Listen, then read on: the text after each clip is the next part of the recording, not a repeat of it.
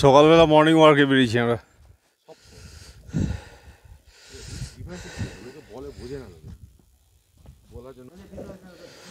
আমরা তো 500,000 বছরের জন্য পৃথিবীতে আসিনি, সকালবেলা মর্নিং ওয়াক করছি। দারুণ একটা পরিবেশ, চারিদিকে এত সুন্দর আবহাওয়া, চা বাগান চারিদিকে, পুরোটাই চা বাগান। আমরা পাহাড়ের ঢাল বেয়ে উপরে উঠলাম, আর এই পাশটাতে কাঞ্চনজঙ্ঘার ভিউটা একটু দেখাবে জনরঞ্জন।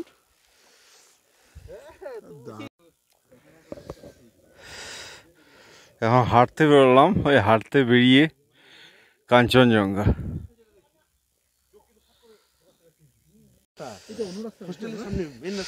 সকালবেলা মর্নিং ওয়ার্কে বেরিয়েছি।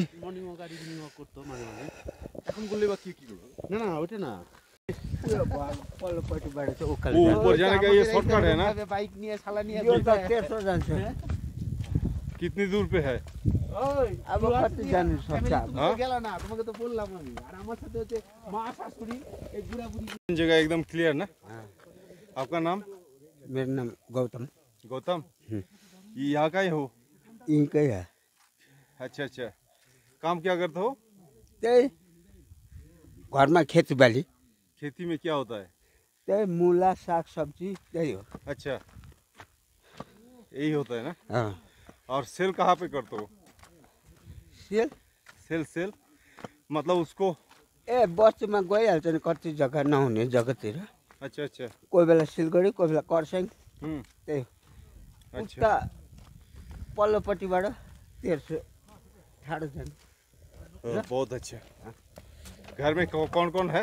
मेरो भाइ बहिनी अच्छा, अब शादी नगरेको। ना करছো? হ্যাঁ।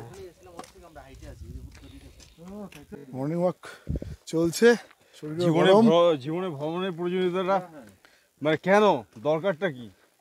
শরীরকে ফিট রাখতে গেলে আর মনকে ভালো রাখতে গেলে আচ্ছা আচ্ছা, এই ভ্রমণগুলো করতে জীবনে হবে। তো রোজমার্রা যেটা কাজকর্ম আছে সেগুলো চলতেই থাকবে, কিন্তু আমরা সকালবেলা মর্নিং ওয়াক করছি।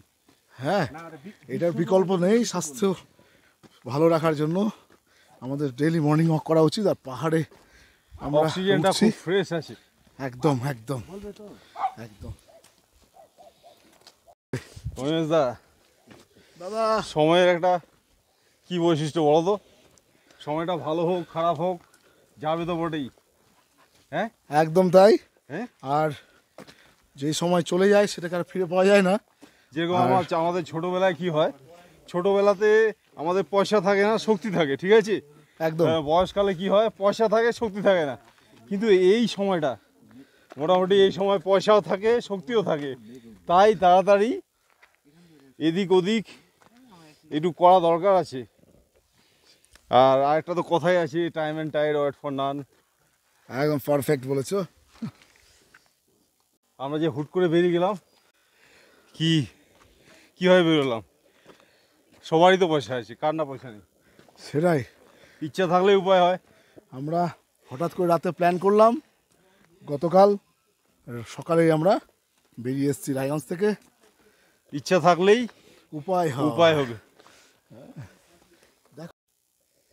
কমলা লেবুর গাছে এই যেরকম প্র্যাকটিক্যালি এটা দেখা, এই যে একটা পাশে ধ্যান কেন্দ্র আছে এখানে, এটা একটু দেখাও।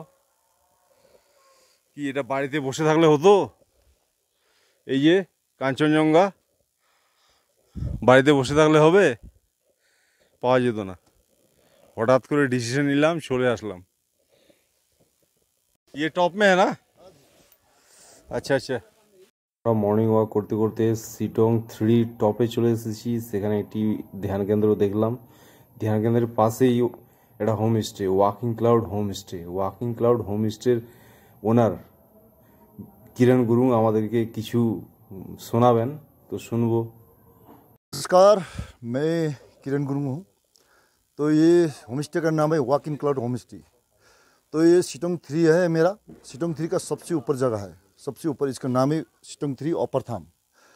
अब देखिए यहाँ से व्यू ऐसा आता है, पूरा रेंज आता है। देखिए ये सब जो अभी আমরা মর্নিং ওয়াক করতে করতে একবার টপে চলে গেছিলাম, সিটং 3 টপে।